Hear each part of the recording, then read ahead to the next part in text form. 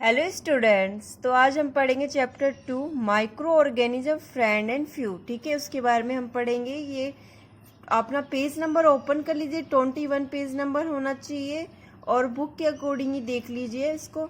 अब देखिए micro organism क्या होते हैं। माइक्रो मतलब छोटा, बिल्कुल छोटा जीव। ऑर्गेनिज्म मतलब जीव, जो लिविंग जीव होता है वो।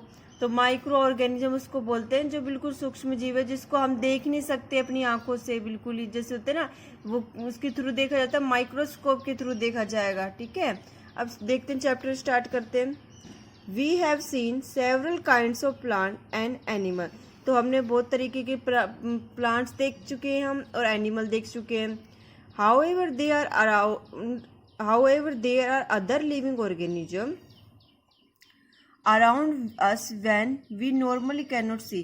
तो कैसे हम जो अदर लिविंग ऑर्गेनिज्म रहते हैं ना, जो जीव होते हैं, उसको हम जो हमारे आसपास होते हैं उसको क्यों नहीं देख सकते हम। These are called micro organism और माइक्रोब्स। ये क्या कहलाते हैं? माइक्रो ऑर्गेनिज्म और माइक्रोब्स कहलाते हैं।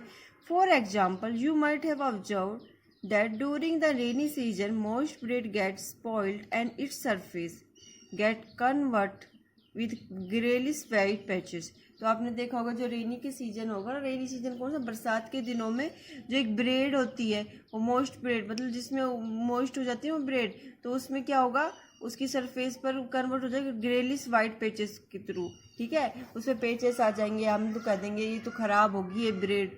तो कैसी हो जाएगी, उस पर ब्राउन कलर की पेचेस से आ जाएंगे। ठीक है, तो पेचेस क्या होते हैं, उस पर कौन रह रहा है, लिविंग माइक्रो ऑर्गेनिज्म होते हैं, वो पेचेस बना रहे हैं, जो क्या हो रहे हैं, जिस पे उस पर जाकर रह रहे हैं, वो ब्रेड पर जाकर रह रहे हैं, मोस्ट ब्रेड पर। तो देखिए आगे, observe these patches through a magnifying glass you have see tiny black rounded structure. तो ऑब्जर्व करोगे इन पेचेस को, उसको मैग्नीफाइंग ग्लास में रखोगे ना, तो आप देखोगे मैग्नीफाइंग ग्लास एक होता है जिसमें आप ना उसमें लेबोरेटरी में काम वर्क करोगे ना, जो तो एक्सपेरिमेंट करोगे, तो उसमें उसके थ्रू आप एक्सपेरिमेंट किया जाता है, तो उसमें आप किसी भी सब्सटेंस को निकाल कर रख सकते हो और उसको देख सकते हो। You might seen tiny black rounded structure. ठीक है, do you know what these structure are and where do they come from. तो आपने देखा ये स्ट्रक्चर कहाँ से आई, और where do this come from, और कहाँ से आई स्ट्रक्चर, क्या है ये structure. These structure are made by micro organism specially Rhizopus bread mouth. ठीक है, राइजोपस होता है जिससे बनती है, and they do not come from anywhere else, in fact they are present in the surrounding itself. तो ये कहीं से नहीं आती, ये हमारे आसपास प्रेजेंट होती है। कैसे प्रेजेंट होती है, अब देखिए, जिससे हमारी एयर में बहुत सारे ऐसे माइक्रो ऑर्गेनिज्म प्रेजेंट होते हैं जो सिर्फ लिविंग करने के लिए क्या किसका वेट करते हैं, मॉइस्ट का। मॉइस्ट मतलब वो जैसे नमी का वेट करते हैं। जैसे मान लो आपके है ना घर में कुछ भी चीज है, अपन कहते हैं सब्जियों को बाहर खोलना छोड़ के रखनी चाहिए। इसका ये क्या कह रहे हैं कि in fact they are present in the surrounding itself, क्योंकि ये हमारे आसपास प्रेजेंट होते हैं। जो हमारी एयर होती है, जब हम ब्रीथिंग करते हैं, उसमें बहुत सारे माइक्रोब्स होते हैं। वो क्या वेट करते हैं, किसका वेट करते हैं, वो मॉइस्ट का वेट करते हैं, मतलब कि नमी का वेट करते हैं, जहाँ पे कहीं नमी मिले उनको वो लीव करे। ठीक है, अब हमारे ब्रेड हो गया, हमारी रोटियां होती है, वो रोटियां कब होती हैं, जिसमें फफूंद कब लगेगी, जब उसको नमी मिल जाएगी, हम गीली करके कुछ भिगो के रख देंगे, हल्के फुल्का पानी ही रहेगा उसमें, तो क्या हो जाएगी, उसमें मॉइस्ट मिल रहा है उसको, तो इसके थ्रू जो एयर के थ्रू जो माइक्रो ऑर्गेनिज्म होंगे उस पर अटैक कर देंगे और लीव करने लग जाएंगे। ठीक है, ऐसे ही अचार को अपन कहते हैं ना, इसमें खराब हो गया अचार, तो माइक्रो ऑर्गेनिज्म उसमें रहने लग जाते हैं। क्यों रहने लग गए, क्योंकि वो क्या होता है, अचार में मॉइस्ट आ गया, मतलब उसमें नमी होने लग गई अचार में, जिसके थ्रू वो माइक्रो ऑर्गेनिज्म को लिविंग रहने का स्थान मिल गया। आगे देखिए, माइक्रो ऑर्गेनिज्म एक्टिविटी बता रखी, collect some moist soil from the field in a beaker and add water to it. तो कुछ मोइस्ट सॉइल होती है ना, जो उनको कलेक्ट करना है किसी खेत से, ब्रेक कर देना है, ऐड और उसको तोड़ ब्रेक और ऐड करना है उसमें पानी। After the soil particles have settled down, observe drop of water from the beaker under a microscope, what do you see।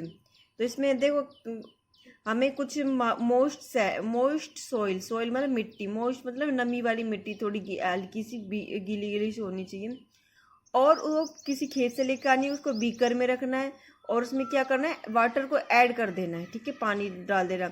After soil particle, थोड़ी देर बाद देखना सॉइल के जो पार्टिकल्स होंगे वो नीचे की तरफ हो जाएंगे, सेल्टर डाउन, नीचे की तरफ, बीकर के नीचे की तरफ इकट्ठे हो जाएंगे।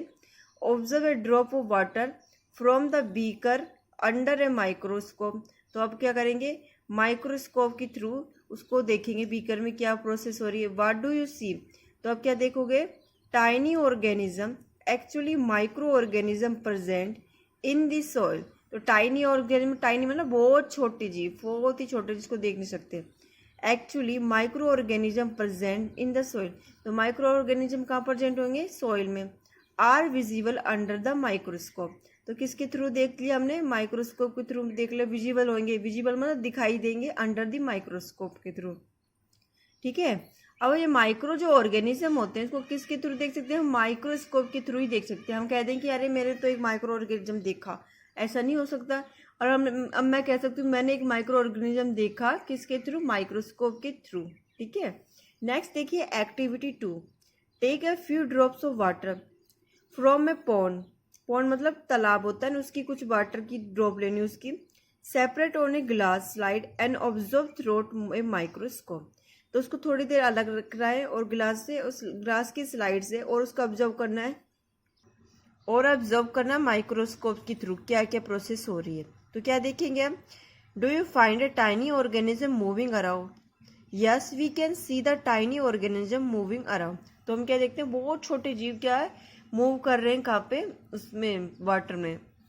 तो जैसे कि मान लो कहीं का भी पानी लिया हो आप, वाटर का लिया, उसका पॉन्ड का लिया हो या किसी का भी लिया हो, तो उसका पानी को माइक्रोस्कोप में देखोगे ना, तो उसमें क्या देखेंगे, आपको बहुत छोटे छोटे जीव होते हैं जो क्या बोलते हैं, माइक्रो ऑर्गेनिज्म होते हैं, वो लीव कर रहे हैं किसमें, वाटर में, और वो है ना क्या मूव करते दिखाई देंगे आपको। आगे देखिए, These observations show that water and soil are full of tiny organisms। ये ऑब्जर्वेशन क्या है, हमसे शो करता है कि जो वाटर होता है और सॉइल मतलब मिट्टी होती है वो किससे भरी होती है, पूरी टाइनी ऑर्गेनिज्म से भरी रहती है। तभी तो हम बोलते हैं अरे मिट्टी में तो जर्म्स होते हैं, कीटाणु होते हैं, उसके बाद हाथ धोना चाहिए, वाटर भी कोई भी वो क्या बोलते हैं प्योर नहीं हो रहता, हमें बिल्कुल वो आरओ का वाटर पीना चाहिए, क्योंकि उसमें क्या प्रेजेंट होंगे, माइक्रो ऑर्गेनिज्म प्रेजेंट होते हैं। Though not all of them fall into the category of microbes. तो ये सभी को माइक्रोब्स की कैटेगरी में नहीं रखा गया है। तो कौन कौन से हैं, दीज माइक्रो ऑर्गेनिज्म और microbes are so small in size and that they can not be seen with the unaided eyes, मतलब बिना माइक्रोब्स की आँख होते ना, जिसमें बिन अपनी जो सुनगन आंखें होती है उसके थ्रू नहीं देख सकते। Some of these can such as the fungus that grow on bread can be seen with the magnifying glasses. तो ये बता रहे हैं कि जो कुछ ये माइक्रो ऑर्गेनिज्म होते हैं वो छोटे होते हैं साइज में, they can not seen with the unaided eyes, तो उनको बिना अपन अनएडिटाइड मतलब बिना माइक्रोस्कोप के थ्रू नहीं देख सकते। सम ऑफ दीज आर फंग, जैसे और कुछ ऐसे माइक्रो ऑर्गेनिज्म होते हैं जैसे फंगस भी एक माइक्रो ऑर्गेनिज्म होते हैं, किस में लगी, ब्रेड में लगी, रोटियों में भी लगती है, अपने अचार में भी लगती है।